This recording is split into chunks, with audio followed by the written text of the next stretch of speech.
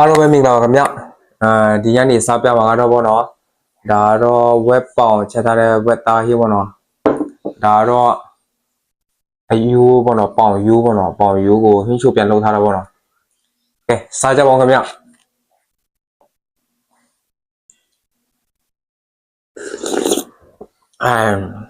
မန်နေ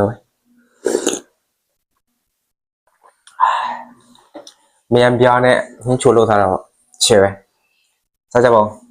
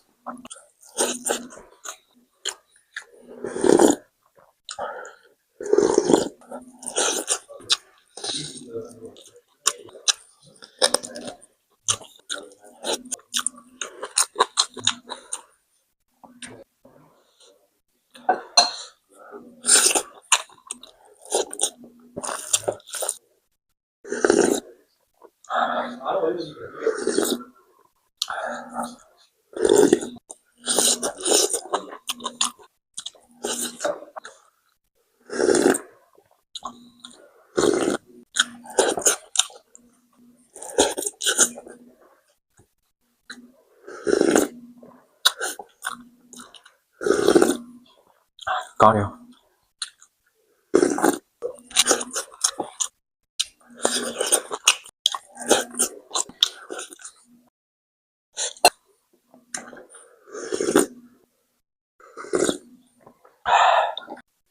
ကောင်းပါပြီခင်ဗျဘိုင်ဘိုင်